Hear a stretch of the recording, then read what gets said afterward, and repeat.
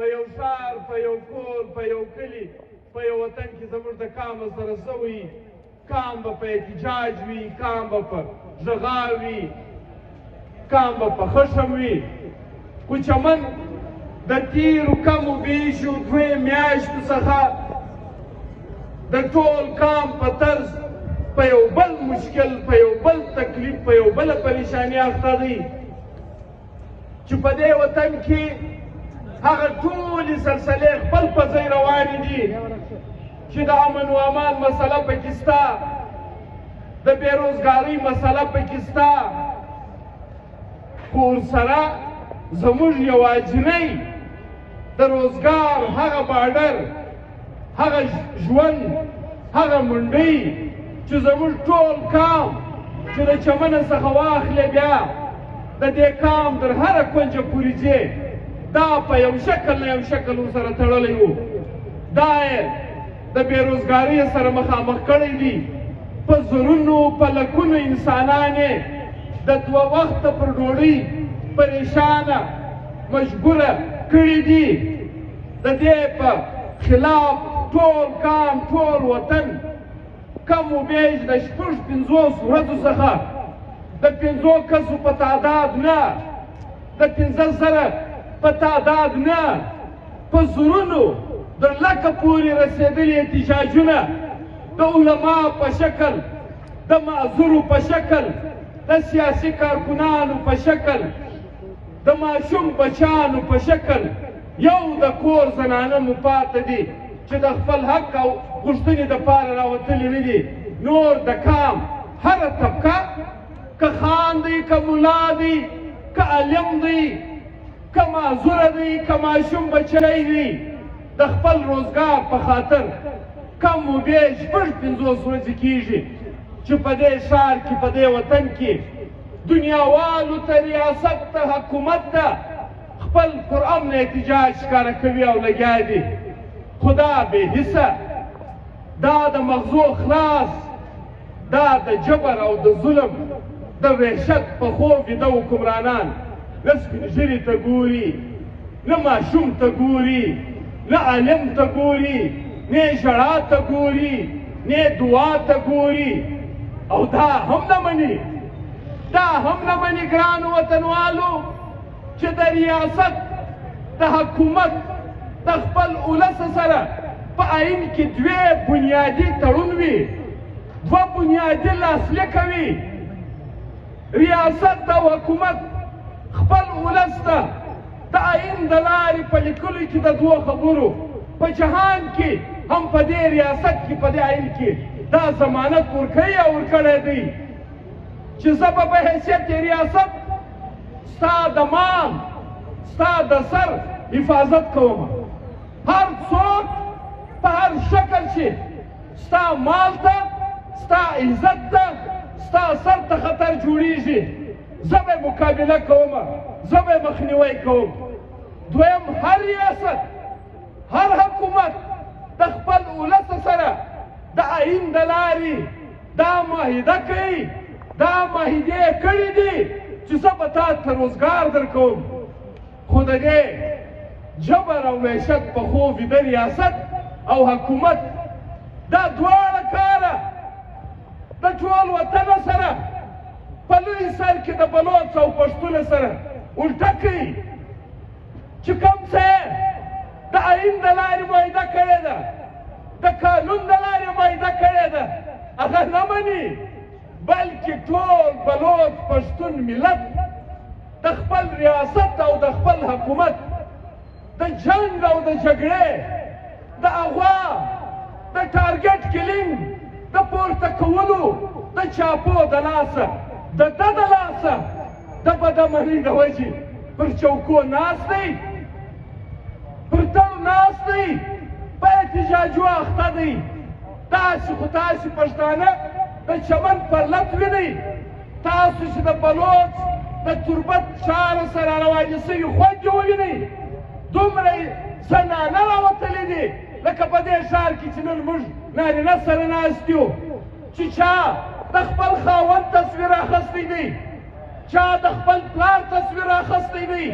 چا د خپلې خور تصویر اخیستی دی کوي چا د خپل ورور تصویر اخیستی دی روزګار نه غواړي د احمد نعمان خواست کوي د سر د امان خواست کوي د هغه څخه د خلاصون خواست کوي داسې ټول پښتون ملت په شتمن وطن کې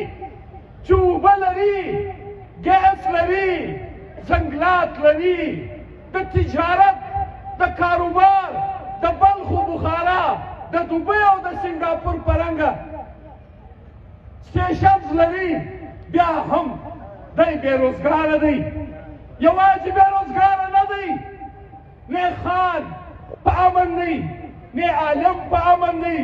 نه تجار په امن دی نه وکیل په امن دی نه سیاسي کارکن په امن دی د ټول کام سر ته خطر ورپېښ دی دا ریاست دا حکومت زموږ او ستاسو سره د خپل آئین د لیک الټه کار روان کړی دی چې هم دې وژني هم دې اغوا کوي هم دې پر هر څه مجبوره کوي او هم روزګار درڅخه اخلي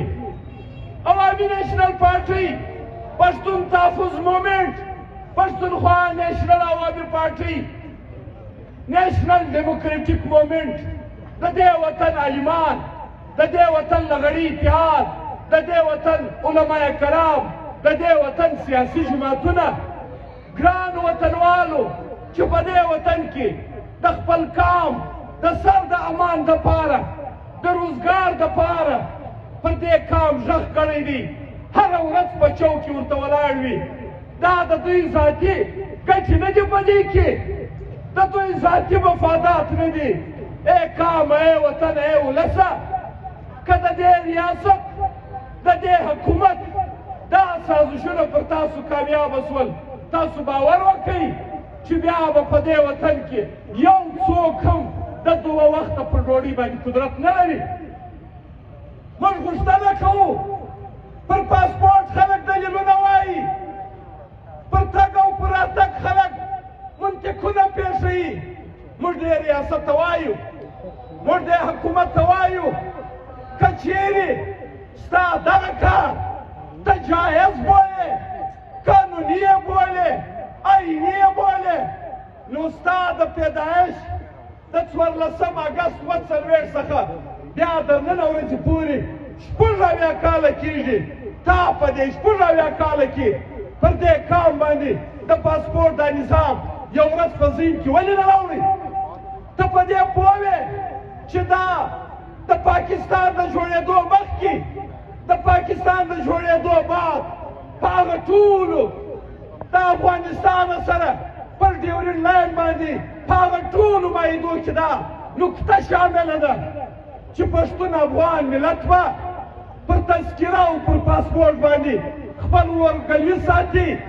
کام ولي به ساتي هیدره به ساتي خپلوي به ساتي افغانیت به ساتي تجارت به کوي کاروبار به کوي نو چې تا په 80 کاله کې یوه ورځ هم دا سوچ په مغزو کې نه راوړي نن ته په کوم قانون راوړې نن ته په کوم قانون په زراو نه په لکاو انسانان د تجارت محرومه کوې د رشتهدارۍ محرومه کوې د ورورولۍ محرومه کوې د افغانیت محرومه کوې د پښتونوالۍ محرومه کوې زه دا منم ته زورورې تا دا ټیم انتهایی لیوني اوبه څښلي دي ته په سترګو نه وینې ستا په مستۍ کې غوږونه کار نه کوي ته یو طاقت پېژنې ته زما د کامه سره هره خبره په طاقت کوې په مرګ یې کوې په تباهي یې کوې په پورته کېدو یې کوې خو دا درته وایو ته زورورې دا زور به انشاءالله دا افغان پښتون ملت په خپل او اتحاد او اتفاق خامخا ستا در باسي خپل مقصد او خپل هدف ته به ځان رسوي ګرانو وطنوالو د دې بعد موږ پوښتنه کوو په جهان کې پر امن احتجاجونه کېږي غږا پورته کېږي د خپل حق غوښتنې کېږي دا عجبه قانون دی چې وایي وژنم دې هم پورته کوم دې هم تجارت دې هم در ختموم کاروبار دې هم در ختموم خو غږ به نه کوې خبره به نه کوې احتجاج به نه کوې روډ ته به نه راوځې که راوځې نو زه ټک در باندې کوم زه دې ولمه بیا زه دا هم نه ګورم چې منظور جان د صوبه پښتونخوا راځي د چمن د ولس سره اظهار یکجهتي کوي ته په چمن کې د دې خشمنو ولس په مخ کې پر ده ټکان کوې د ده د مرګ دسیسې جوړې د ده د وژنو دسیسې جوړې دا هم نه ټک هم ته کوې مرګ کولو کوشش هم ته کوې اف آی آر هم یا پر منظور یا د پی ټي ایم پر ملګرو یا د ښار پر قبایلي خلکو پر سیاسي خلکو یا په دې احتجاج دپاره پر عوامي نیشنل پارټي پر پښتونخوا نیشنل عوامي پارټي د نیشنل ډیموکریټک مومنټ پر ملګرو کاټې موږ منو ای ستا دپاره ستا په پښو کې یو کاغذ دی چې پروت دی ستا دپاره یې نیت نه لري ته چې کله هم په تاڼهدار او په حوالدار کاغذ راپورته کړې چې کوم نوم په مغزو کې درځي ته یې فایرونه کوې خو زه دا وایم ته پر دې سوچ وکړه چې زه د مرګه نه بیریږم زه د شهادته نه بیریږم زه جلاوطني خپلومه زه جیل خپلومه نو ستا د دوې ګوتې کاغذ ما بیرولی شي ستا دا اف آی آر ما بیرولی شي یو نه لس کاټ کړه د دې کام به دا غغاوي پر دې لاره به ځي بیا ته دا هم نه ګورې په نیمه شپه د خلکو په کورو چاپې وې نه صافي ګورې نه د سیاسي جماعتو مشران ګورې نه قبایلي خلک ګورې نه د پرلت د لغړتوب مشرتوب ګورې بس چې تاله په مغزو کې درله زما په زنانه کې ګرځې زما په بچیانو کې ګرځې زما په کور چاپې وې دې پولیسو ته وایو دې لیحظو ته وایو چې د دې ریاست د ناپاکه پالیسۍ پر بنیاد پرون په ډېره اسماعیل خان کې زما 30 ترونه د پولیس په شهادت رسېږي زما ایجان په شهادت رسېږي زما ډي پي اوس په شهادت رسېږي زموږ د وطن پر رسالدارانو حملې وسوې د لیحظو پر سپایانو وسولې دا کوم څه چې د ما سره کېږي د دې ریاست پالیسیو هغه نتیجه ستاسو کور ته هم دررسولې ده ستاسو تایړې د دوی د غلطو پالیسیو د وجې محفوظه نه دي پاته سوي ستاسو افسران محفوظه نه دي پاته سوي نو دوی ته دا وایو دا موږ منو ته په قانون کې نه جواب نه لرې خو دا خبره ورته کولی شې چې زه پر دې ورور په نیمه شپه په کوم قانون چاپوم په کوم آیین چاپوم په کومو وجوهات یې او یوه خبره کوو دلته په دې وطن کې د قام او د مذهب او د اسلام آباد نوازۍ په نامه خلک سیاست کوي دا پرلت کېناستلی دی دا قام راپارېدلی دی احتجاجونه کوي جلسې کوي اف آی آرونه ورباندې کاټېږي ټکان ورباندې کېږي پر کورو یې چاپېول کېږي ما د ننه پورې د جمعیت علما اسلام یو ملګری نه ولیدی چې سرکار تنګ کړي ما د ننه پورې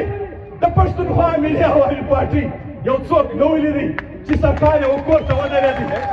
ما د ننه پورې د باب پارټۍ یو څوک نه ولیدی چې کور ته چا په بد نیت دروازه ور وټکوله نو موږ پوښتنه کوو چې دا پریشاني د دې کام په سر دا تکلیف چې نن پی ټي ایم ته پیښ دی نن عوامي نیشنل پارټۍ ته پیښ دی نن پښتونخوا نیشنل عوامي پارټۍ ته پیښ دی نن نیشنل ډیموکریټک مومنټ ته پیښ دی یا زموږ د وطن هغه حقیقي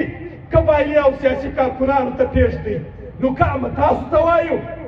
دا ورځ مه یادوئ د چا شهادتونه مه یادوئ د چا اف آی آرونه مه یادوئ د چا پر کورو چاپې مه یادوئ په پرلت کې ناست دي پر امیر محمد سکرټي اف آی آر کېږي پر غوث الله کېږي د پرلت پر پهلوان کېږي پر ګورګین کېږي پر شاعر سمیع ظهیر کېږي پر قاضي امداد الله کېږي مشران یې دوی دي دوی ته څوک د ګل در حد هم په بد نظر نه ګوري موږ پوه یو په دې ټولو سلسلو پوه یو، په دې ټولو سازشو پوه یو، خو د دې قام په خاطر، د دې ولس په خاطر، د سبا د یو ښه زیري په خاطر پر غلو لاسونه نیولي دي. غږ نه کوو، چاته بد نه وایو، خلک هره ورځ بد وایي او داسې نه کوي چې خپلې جلسې کوي، په خپلو جلسو کې دې په چا پسې بد وایي، د فرلت سټیج استعمالوي، د فرلت یووالی استعمالوي، فرلت ته قام په یو بل نیت راځي، دوی په بل نیت هلته لګیا دي. خو دا زما ایمان دی لکه دا قام چې د باب دښمنۍ په نتیجه نن ورسېدل چې دا موږ ته چا دا منصوبه جوړه کړه.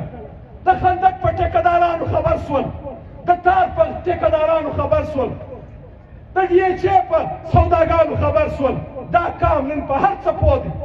هر څه ورته معلوم دی، په هره مرحله کې، په هر وخت کې دا زموږ ایمان دی چې دا قام ورته شو د بد پېژندګلوي کړې. آخري خبره ګرانو وطنوالو، تاسو پر دې غور وکړئ، تاسو پر دې سوچ وکړئ چې زموږ ښار په کم مشکل، په کم تکلیف د دې سیاسي ګوندو د لاسه، د دې مذهبي ګوندو د لاسه موږ ضلع کوي. دې ښار ته موږ د ضلع حیثیت ورکوي، په نتیجه کې موږ دوه سیټان ورله راوړل. زموږ د وطن خلک د قام په نامه، د اسلام په نامه، د اسلام آباد د دوستۍ په نامه د های کورټ را سره ولاړل، د الیکشن کمیشن را سره ولاړل. په ضلع کې یې هم په دې پوه چې د ګلستان لاس ته چمنه خیږي، ملایان په دې پوه چې د عبدالرحمنزۍ لاس ته چمنه خیږي. زموږ د غوا سپایان هسې پکې راغورځېدلي ول، نه د ضلع په اهمیت پوهېدل، نه د دوو سیټانو په اهمیت پوهېدل چې دا کار موږ څنګه په کوم شکل د خپل حق په خوا بوځو. د مړو سره یې کیسونه وکړل، په ضلع کې ناکامه شول، ضلع یې زموږ ویې نه وړله، خو سیټان یې زموږ راتګ یو کړ. تاسو پر دې غور وکړئ وطنوالو، هغه ټول کاغذات، هغه ټول کیسونه دې قام ته موږ بارها راوړي دي، ورته ایښي مې دي، په پوکړي مې دي. تاسو باید پر دې غور وکړئ. دا دښمني د قام سره پر څه ده چې د ضلع ته مخالف یې، د دوو سیټانو ته مخالف یې. پیښې ماته ټولې ستا د لاسه سوي دي. دا نن چې په ډېره اسماعیل خان کې څه کېږي، دا نن چې په وزیرستان کې څه کېږي، دا نن چې په چمن او په پېښور کې څه کېږي، چې جلسه مه کوه خودکشي روان ده، بم دماکه کېږي، اجازت نه درکومه. دا ټوله مسله موږ ته د دې نامنهاده مذهب پرستو لاسه راپېښ شو چې د افغانستان تباهي او بربادي ته تیل ورځغلول، کویلې یې ورځغلولې، اورونه یې ورپورته کول، لمبې یې ورپورته کولې. نن مولوي صاحب په خپله وایي چې زه جلسه نسم کولی، زه احتجاج نسم کولی، ما ته ترېټ دي. نو هغه کور پښتنو ډېر پخوا ویلي دي دا نشي کېدلی چې تا به اغزي کرلي، ته به د بل فصل واړې، تا به غنم کرلي، ته به د وربشو فصل ځینې واړې. دا اغزي کرلي ول، دا اغزي به ته په پښو کې پورته کوې، دا به ته خامخا د ځانه سره وړې. دا چې نن زموږ په وطن کې د انتها پسندۍ او دهشتګردۍ په نامه کومه لوبه شروع ده، د دې بنیاد خو تا کښېښود. تا منبر استعمال کړي، تا امام استعمال کړي، تا بدبختانه هغه آیاتونه د اسرائیل او د فلسطین متعلق نه کو استعمال، دا افغانانو وروڼو دا پس په جګړه کې استعمال کړ. قام دې یو دود کړي، قام دې ټکور ټکور کړي، قام دې تباه او برباد کړي. موږ په دې نه یو پوه، موږ ته دا حالات نه دي معلوم، خو دا د خوشحالۍ زیری دي. هغه ریاست چې دوی یې راوستل، دوی یې د ځان منظور نظر خلک ګڼل، لکه څنګه چې خبره جاید ورور وکړه. نن ولې د کابل غږ نه پورته کېږي چې پاکستانه ستا د 45 کالو د مېلمستیا دغه انجام دې ستا ماته راکړي، د ورورولۍ دغه انجام دې ستا ماته راکړي. دا پیښې ته د ما سره کوې، زما خور، زما بچي، زما کور ودانه، زما ماشوم بچیان ته نه پرېږدې، زما په روزګار بندیزونه لګوې. ولې مولوي صاحب غږ نه کوې؟ که ته په رښتیا د افغان ولس نماینده یې، د افغان قوم نماینده یې، نو د کابله دا غږ باید پورته شي. پر دې باید خبره وشي چې په پاکستان کې د افغانانو ورونو سره یا د افغانیت په نامه په ټول ملک کې د پښتنو ورونو سره د کاروبار د لحاظه د مزدورکارۍ د لحاظه کم ناروا سلوک روان دی، دا بند کړه که دې حساب درسره کوم. ته ولې دا غږ نشې کولی؟ ته ولې پر دې خبره نشې کولی؟ نو ګران وطنوالو، دا ټولې خبرې په ذهن کې د ایښودلو دي، په دې ځان پوه کول دي، په دې سر خلاصول دي. هسې مه کوئ چې سهار یې وخوري ماښام مو هېروي، چې ماښام یې وخوري سهار مو هېروي. پېژندګلوي وکړئ، د دې قوم هر فرد وپېژنئ، هر ګوند وپېژنئ، پر قربانیو یې سوچ وکړئ، پر تکلیفو یې سوچ وکړئ، پر خواکشۍ یې سوچ وکړئ. که تاسو او قوم د انصاف پر بنیاد، د قربانیو پر بنیاد، د پښتونولۍ پر بنیاد سره وپېژندل، بیا په دې منځ کې هېڅوک سازش نشي کولی. نه روزګار بندوی شي، نه سیاسي لاره را خرابوی شي، نه وطني یووالی را خرابولی شي، نه مو دا ورونو یا ورورولي خرابولی شي. زه په آخر کې یو وار بیا د خپل تنظیم د یو ملګري د اکبر صاحب د ده د ټول ټیم، د ګل جانو د ده د ټول ټیم، د عصمت وارخطاو د ده د ټول ټیم، د ولید خان د ده د ټول ټیم